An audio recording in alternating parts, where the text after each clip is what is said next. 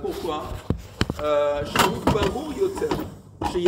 Pourquoi? Parce que là, c'est évident que oui, tu profanes le Shabbat en éteignant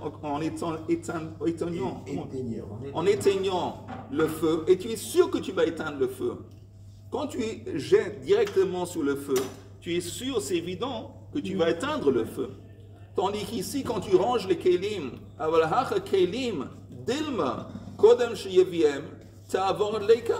c'est possible que tu vas ranger les kelim, et avant que le feu va arriver à ta rangée d'ustensiles, il va s'éteindre tout seul.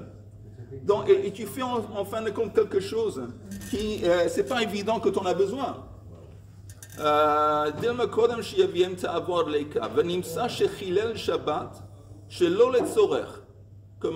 Donc, Tosfot, il explique qu'en fin de compte, le deuxième cas, il est en quelque sorte plus d'un chidouche que le premier scénario. On te dit que tu as le droit directement d'éteindre le feu. Et quand on dit on a le droit aussi d'arranger ces kélim, c'est encore un plus grand chidouche, une plus grande coule que le premier. Ok, donc je répète très vite. Le Tosfot, il a dit, quand je regarde cet enseignement, ça n'a aucun sens. Si j'ai le droit directement d'éteindre le feu, à plus forte raison, j'aurai le droit de ranger des ustensiles pleins d'eau devant le feu qui s'approche. C'est évident, pourquoi l'enseigner?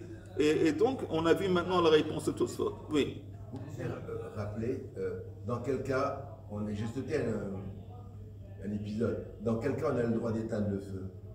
N'importe quel cas où il y a un élément, un risque de pikuach nefesh, de mort. N'importe quelle dimension, c'est une dimension de pikuach nefesh, on a le droit. Mais pas pour sauver les biens. Ouais. Mais pourtant, une maison qui brûle, c'est énorme. Alors ça dépend, encore une fois, je vais te dire, ça dépend.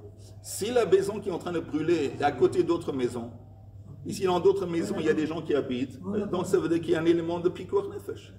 Même si dans ta maison, tout le monde est sorti, mais peut-être dans l'autre maison, il y a des vieillards, des bébés, et vis-à-vis de l'autre maison, le feu va se répandre, et l'autre maison à côté, il y a un danger. Ce qui me gêne, c'est qu'on met, je ne sais pas si c'est l'approche est juste, mais sur le même plan d'égalité de la personne qui est digne d'éloge, c'est le terme, pour avoir sauvé un enfant, pour avoir permis d'éviter que l'incendie se propage, etc. Et en même temps, oui, mais même s'il a dans sa tête la kavana de se dire « Ah, mais je protège mes biens », c'est pas ok, on prend avec. C'est-à-dire, on va pas. Non, Richard, attends. Si, non, je dois spécifier. C'est pas. D'abord, il n'est pas digne d'éloge. C'est marqué. Non, digne d'éloge, ça veut dire on lui dit chapeau. Ici, on lui dit pas chapeau. On lui dit il est obligé. C'est une obligation. Il n'y a personne qui lui dit chapeau. Il était obligé. Dans ce cas de figure, en face de toi, un enfant qui risque, quelqu'un qui risque, tu es obligé. Et deuxièmement, on te dit, même si, c'est pas qu'il a l'intention, mais les conséquences de cet acte qu'il va faire, ça veut dire qu'il va y avoir une dimension de profit au niveau personnel. Donc on dit, mais ça fait rien. Même si il y a cet élément, cette dimension qui existe, cette conséquence de son acte qui a un profit personnel, on s'en fout. C'est plus que ça. C'est plus que ça. Pourquoi? Non, moi je pense qu'il... C'est bon, c'est ambigu, mais... En même temps, il pense à sauver la personne, également ses vestiges. Mais je viens de le dire, c'est pas qu'il pense, il n'a pas ça en tête. Il n'a pas ça en tête. La première chose qu'il a dans sa tête, la seule chose qu'il a dans sa tête, c'est le pikuach nefesh. Mais en attendant, il y a peut-être des conséquences que lui, il a profité de l'acte qu'il est en train de faire. Et donc, on peut dire objectivement, peut-être cet acte, il est problématique. On en parler. On en parle. Et ça vient après, il n'est pas responsable. Parce qu'on veut bien mettre en relief et souligner avec plusieurs lignes que le pikuach nefesh, ça surmonte tout. Ne pense pas surtout que s'il y a un truc personnel que peut-être, laisse tomber. Pikuach nefesh, ça surmonte tout. C'est comme les planches de bois que je peux récupérer pour le feu et que je dois casser la porte. Pardon? C'est comme les planches de bois que je vais récupérer si je casse la porte. Et c'est évident que quand il casse la porte, il ne le fait pas pour récupérer des morceaux de bois. Mais les conséquences d'avoir cassé, brisé la porte, c'est qu'il va y avoir maintenant des morceaux de bois qu'il va pouvoir utiliser. Et donc, quelqu'un avec un esprit tordu aurait pu penser, oh, si lui, il profite de ça, peut-être c'est problématique. Parce qu'encore une fois, de toute façon... C'est toujours plutôt un effet, la même chose. Oui. Alors la Gemara maintenant, Richard, La Gemara maintenant s'adresse à la question que tu t'avais demandé. C'est pour ça qu'on est en train de faire une chazara à cause de ta question. À cause. Oui. Grâce, grâce. Grâce, merci. Merci. Alors la Gemara dit... Grâce, c'est gratuit. c'est gratuit. Grâce, c'est quand on donne la grâce à un prisonnier Ok. qui devait faire 20 ans et qui, au bout de 10 ans, il reçoit une grâce présidentielle. C'est gratuit. Ok. Mais ça valait la peine pour moi de venir ce matin. Vous entendez? Alors c'est écrit ici. Il a le droit de ranger ses choses et d'éteindre le feu. Encore une fois, la Gemara dit Vafalgav de kamamachir makure, qu'il va créer des braises. En éteignant le feu, il va créer des braises. Maintenant, la Gemara dit Utsricha. Sricha, ça veut dire encore une fois, on a eu besoin de nous enseigner ces 4 exemples différents. Parce que comme Richard a dit, pourquoi? C'est le même principe, j'ai compris le principe. Pourquoi le répéter encore une fois, encore un scénario, un autre scénario? J'ai compris le principe. Pourquoi le quatrième? Pourquoi je me rappelle pourquoi le quatrième c'est quoi? Hein? Pourquoi je me rappelle? C'est quoi? Il y avait, je répète, il y avait C'est un tinoc qui tombe dans l'eau. Tinoc qui tombe dans l'eau, un tinoc dans le bord, La porte qui est un fermée. tinoc enfermé, et puis après jeter l'eau pour éteindre le feu. À la maison. Ah. Et la Gemara dit, Utsricha, dit Yashmoinen Yam, parce que si le seul cas, le seul scénario, c'était la mer, le bébé dans la mer en train de se noyer, mais Shum de Adahachi Vehachi, parce qu'en attendant, c'est quoi en attendant? En attendant le temps que tu vas demander à ton rabbin orthodoxe du quartier, Azaleh, le bébé risque de mourir. Donc c'est évident qu'il doit agir vite. Avant le bord, mais j'aurais pu penser dans le cas du bord, dans la fosse. Des caillatives, le bébé il n'est pas, pas en train de mourir. Il est assis en bas dans le fossé. J'aurais pu penser ça, il n'y a rien qui presse.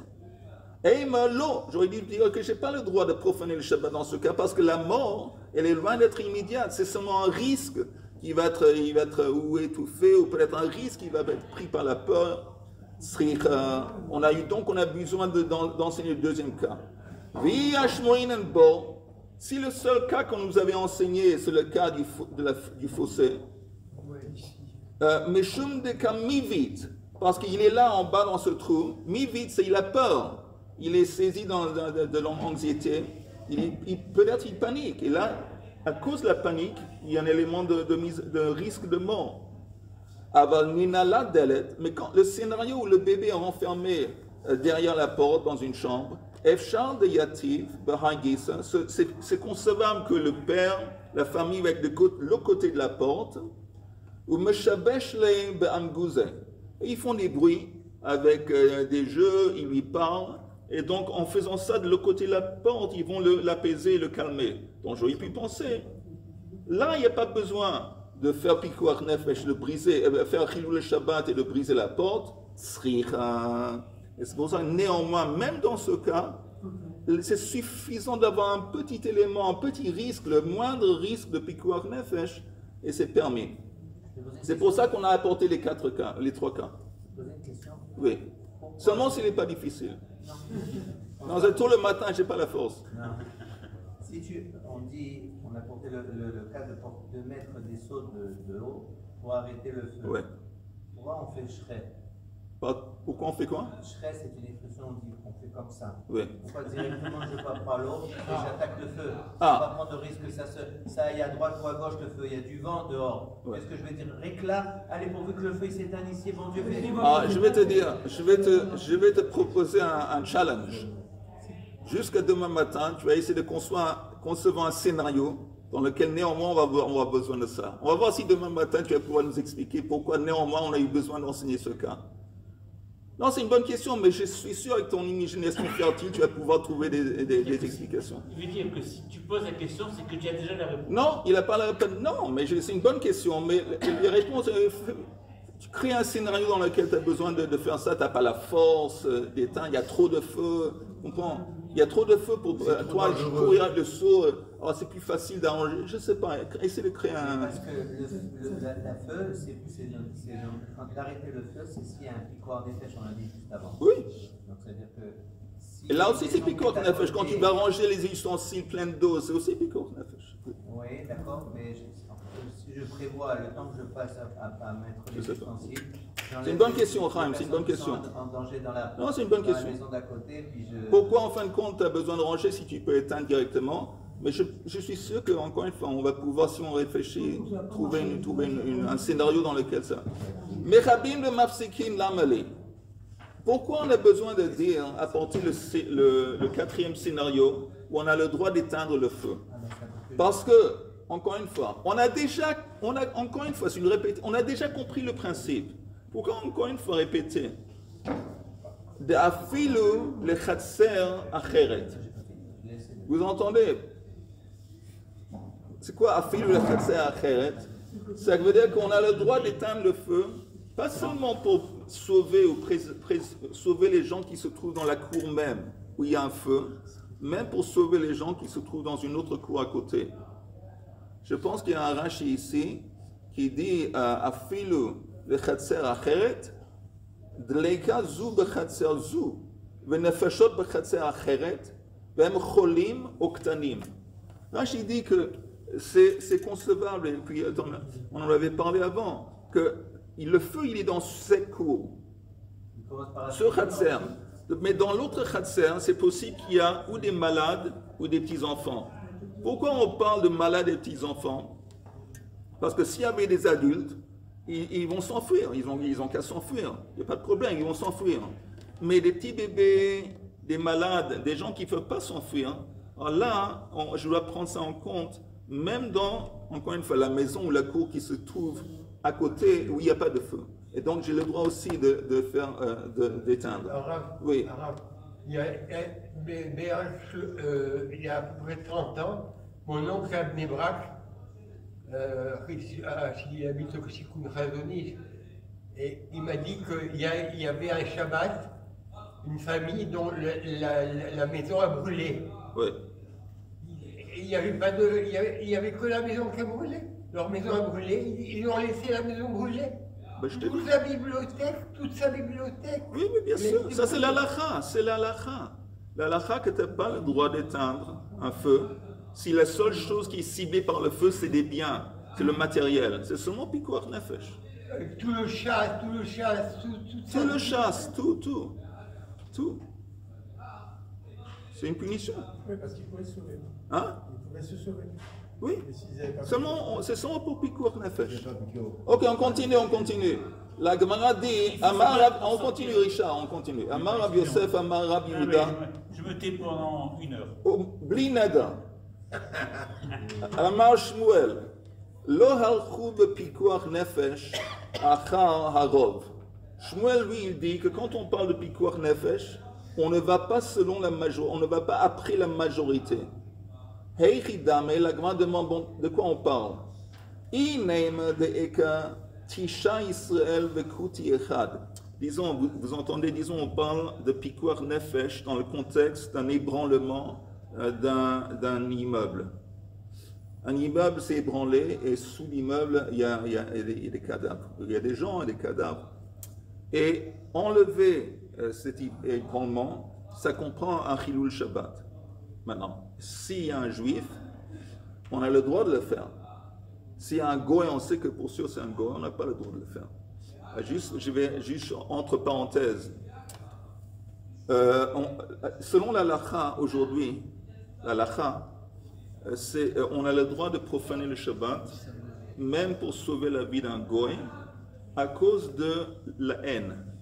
Ça veut dire que si des non-juifs se rendent compte ou sont conscients du fait qu'on aurait pu sauver, on ne l'a pas fait, ça va répandre la haine. Mais, disons dans un monde, selon la vérité de la Torah, pas seulement la halakha. C'est quoi la différence entre la halakha et la Torah? Il y a une différence.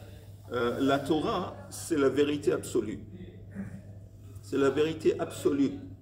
Jusqu'à la moindre, comment on dit, le psique, le plus petit psique. La halakha. Il disait, c'est pas parce que c'est écrit dans la Torah que c'est vrai. Il dit, c'est pas parce que c'est vrai que c'est écrit dans la Torah, c'est parce que c'est écrit dans la Torah que c'est vrai. Okay. C'est pas parce que c'est vrai que c'est écrit dans la Torah. Il a fait, il a fait. Mais en attendant, la Torah, c'est vrai. La halakha, c'est autre chose. C'est quoi la halakha? C'est comment on arrive à exprimer cette vérité dans le contexte, dans la situation actuelle dans laquelle on vit. C'est pour ça, entre parenthèses, aujourd'hui, c'est un exemple. Il n'y a pas de mise à mort. Ça fait longtemps ça fait 1000 ans à peu près qu'il n'y a pas de mise à mort. Pourquoi? Parce que les sages, par exemple, ils ont conçu qu'il y a tellement de gens à leur génération qui étaient coupables, étaient censés être mis à mort, que l'idée de mettre quelqu'un à mort, ça perd son efficacité. L'idée de mettre à mort, c'est pour servir en tant que hatra'a. Exemple et pour empêcher. Mais si tu vois que les meurtres se répandent à droite et à gauche, et ça ne va pas empêcher les gens, et il n'y a pas... Les sages, selon la halakha, on met plus à mort. Donc, on voit que dans la Torah, attends une seconde, dans la Torah, c'est écrit que si tu fais tel et tel, si par exemple tu profanes le Shabbat, on doit te mettre à mort, s'il y a des témoins, un avertissement. Selon la halakha, non. Et aujourd'hui, il y a plein, ça c'est la nature de la halakha. Alors ça c'est un bon exemple.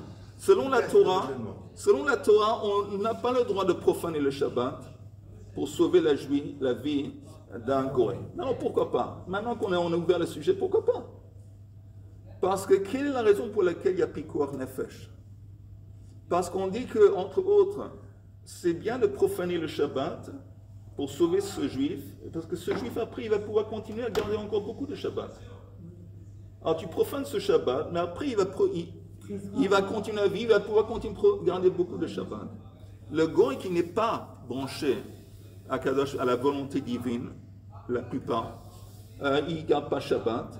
Et donc si Akadosh Baruch Hu l'a mis à mort, ou il l'a mis en danger de mort le Shabbat, cet argument de pikuach nefesh ne s'applique pas. Je répète, l'idée de pikuach nefesh, c'est pas « Oh, le type il risque de mourir, c'est un pauvre type, on va le gagner, on va le sauver ». C'est pas pikuach nefesh. Pikuach nefesh, ça veut dire qu'il y a un juif qui risque de mourir avec tout ce qu'il comprend, tout ce qui est compris dans ce concept d'un juif, et tout ce qui l'impacte dans la création, et tout ce qui l'impacte dans l'univers, dans tous les mondes, et lui, si tu le sauves, il va pouvoir continuer à faire des mitzvot et garder le Shabbat tant qu'on le sauve. Mais à quelqu'un d'autre, un goy, non. Mais encore une fois, ça c'est la vérité absolue comme il est exprimé dans la Torah. Mais la halakha, c'est pas vivable.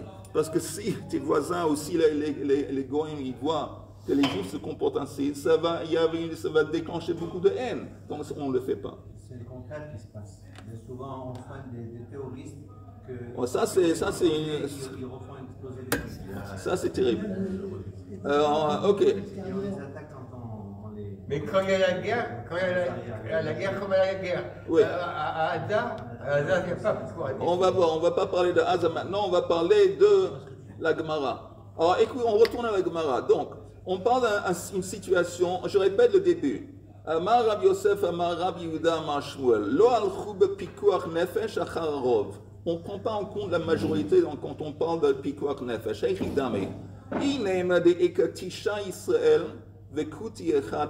Si tu parles d'une situation où l'immeuble s'est ébranlé, et dans l'immeuble il y avait 9 juifs et un goy. Bon, là c'est évident que la majorité c'est des juifs, donc c'est évident qu'on a le droit d'enlever l'ébranlement. Alors Shmuel peut pas, son enseignement il n'est pas lié à ce cas de figure. Palga ou palga, ça fait que nefashot, laquelle? Si tu as 5 juifs et 5 goy, là aussi, tu te dis que c'est un safek. Qui se trouve maintenant sous l'ébranlement? C'est un safek, peut-être c'est un juif et peut-être c'est un goy. Donc safek nefashot, laquelle? Là aussi tu as le droit. On n'a pas besoin de Shmuel pour ce scénario. Elle a des ekatisha kutim ve'Israël echad. Dans le cas où on a 9 goy et un juif. Alors là, apparemment, Shmuel dit, on ne prend pas la majorité en compte. Même dans un scénario où tu sais qu'il y a 9 goy et un juif, tu enlèves tout le truc. Alors la Gemara dit, oui, vas-y. Si par exemple le premier qu'on trouve c'est le juif, En fait, tu vois, Oui, là on s'arrête.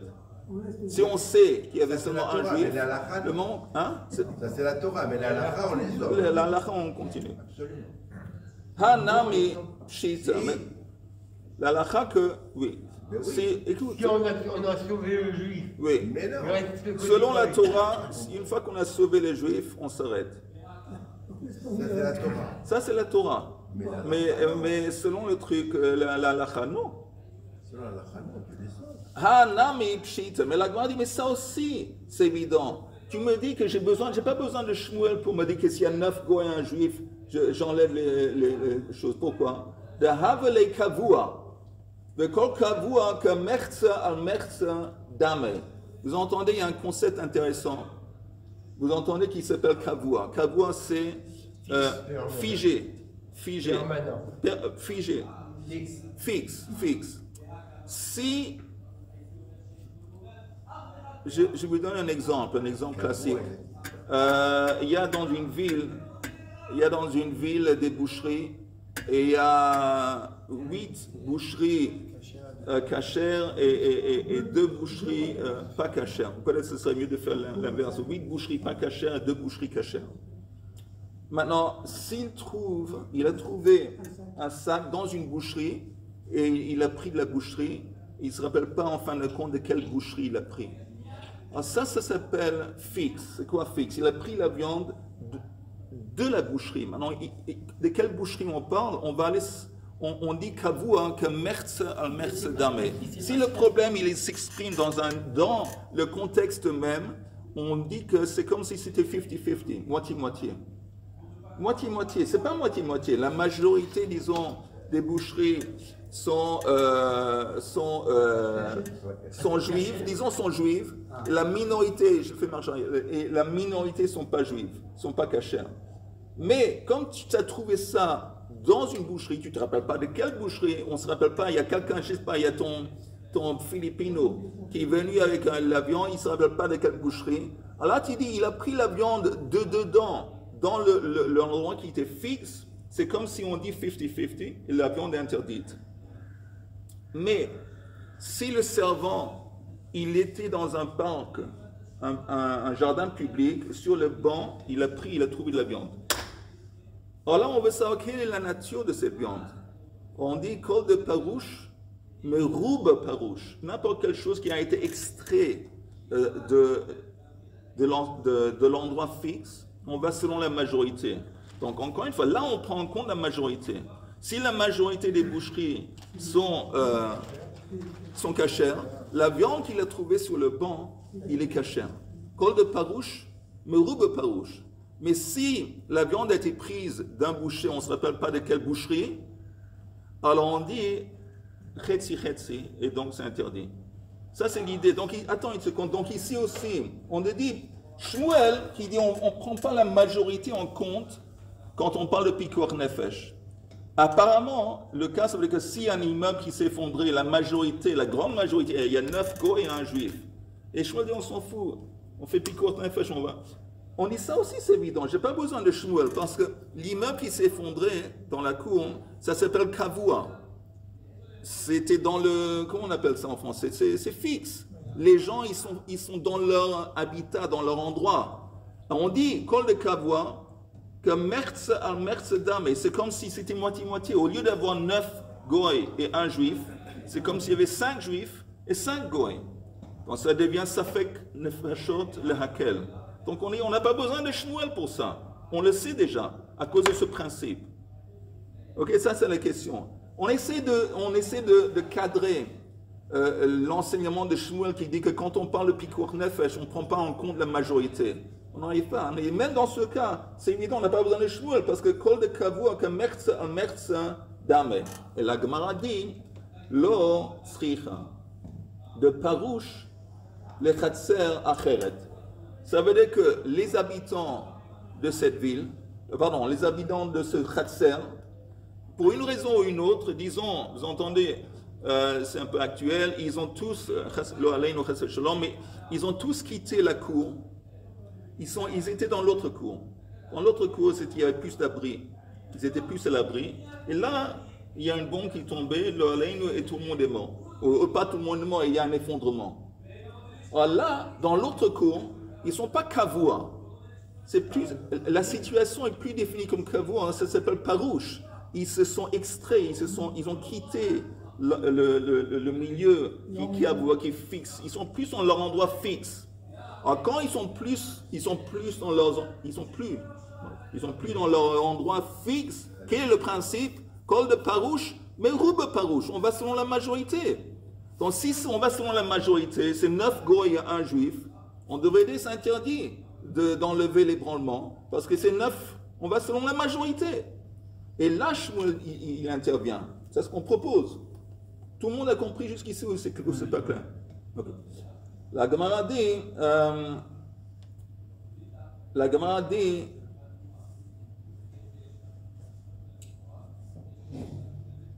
Mao de Tema, qu'est-ce que tu aurais pu penser? Vous voyez, dans les mots. Mao de Tema, qu'est-ce que j'aurais pu penser dans ce scénario?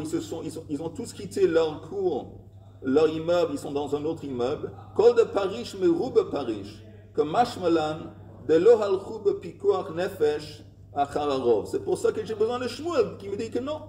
Dans un cas de Pikuach Nefesh, on ne prend pas en compte la majorité. La Gemara dit, Ini, vraiment? Et pourtant, Veha Amar Rabbi Asi Amar Rabbi Yochanan Tisha Kutiim Ve'Israel Echad Be'ota Chatser Mefakrin. S'il y a 9 goy et un juif dans le même Chatser, Mefakrin, on est obligé de faire tout ce qu'il faut et enlever les encombrements, les trucs, pour sauver, même si ça entraîne un Chilou Shabbat. Pourquoi? Encore une fois, pourquoi? Il y a 9 goy et un juif, parce que Kol de Kavua, Merz Dame. Si c'est dans l'endroit fixe, c'est comme 50-50. Et si c'est 50-50, alors là, tu es obligé. Ça fait que nefashot laquelle. Tandis que, si ils ont quitté leur endroit fixe, ils sont maintenant en dehors de Bechatser Acheret, c'est écrit Ein Mefakrin. Et là, c'est écrit qu'on n'a pas le droit de les chalel. Alors comment Shmuel, parce qu'on est en train de citer quoi? On est en train de citer Rabbi Yochanan qui est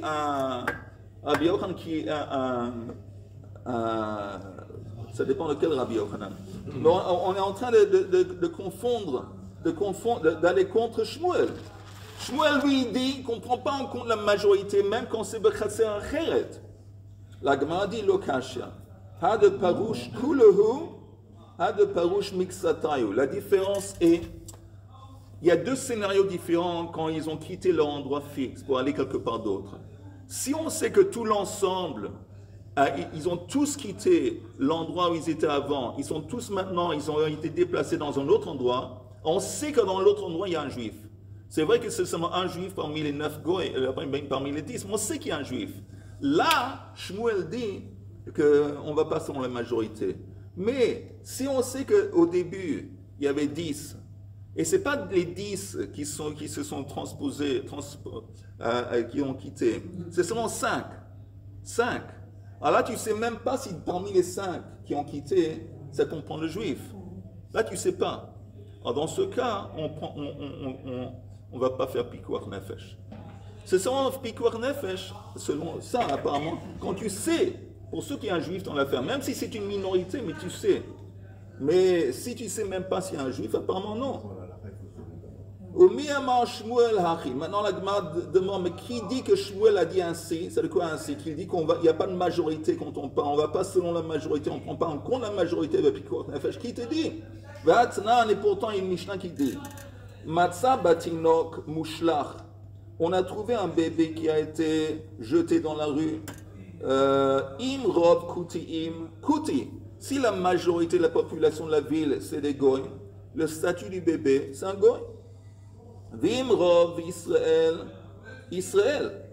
Et si c'est la majorité c'est des juifs, le statut de l'enfant c'est un juif. Merci. Et si c'est une fille? Et si c'est On une fille? a Et Si c'est une fille. Si c'est une fille. Merz, Israël. Merz, c'est Israël. Si c'est moitié-moitié, il est considéré comme un juif. Amar Rav, Lo shanu ela la chayoto. Tout ce qu'on vient de dire maintenant, c'est seulement vis-à-vis de l'obligation de la chayoto. C'est quoi la chayoto? De l'élever ou de lui donner à manger. Tu passes dans la rue, il y a un bébé. Avant, il n'y avait pas des organisations, je ne sais pas quoi, de charité, des choses, c'était pas organisé. Alors, si tu trouves un bébé dans la rue, est-ce que tu es responsable de l'héberger chez toi, de le faire de la chose? Alors, tout ce débat sur la chayoto, le yachaso, vis-à-vis de son yirus, l'eau. Mais du yirus, c'est différent. Maintenant, on va, pour comprendre ce que l'Agma est en train de dire, je vous propose. C'est quoi Yirus? Yirus, c'est est-ce que ça génère, est-ce qu'il est considéré comme juif ou pas vis-à-vis du mariage? Voilà, exactement. Regardons ensemble le Rashi. On peut poser une question? Oui, bien sûr. Moi, je veux juste revenir par rapport à l'histoire de la viande. Oui, la viande. On a dit que si c'est un endroit avec une majorité des boucheries cachères, c'est pensé comme cachère sur la troupe. Oui. La question, c'est pourquoi est-ce qu'on est allé à quel là-dessus? Qu'est-ce qui poserait problème de dire il y a un safek que cette viande-là, elle vient, je ne suis pas cachère, je l'abandonne, je ne la prends pas. Est-ce qu'il y a une ligne de dire. Non, tu as raison. Tu as raison. C'est sûr que des gens, dans des situations normales, on ne va pas la manger cette viande.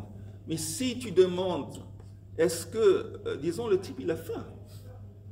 Et si la seule nourriture qu'il a disponible c'est cette viande, est-ce qu'il peut le manger? Non, ça c'est sans pikour nefesh. Sans pikour nefesh. La viande qu'il a trouvée dans le banc. Et dans la ville, il y a 8 boucheries cachères et 2 boucheries pas cachères. Donc il y a un risque réel que ça vient d'une boucherie pas cachère.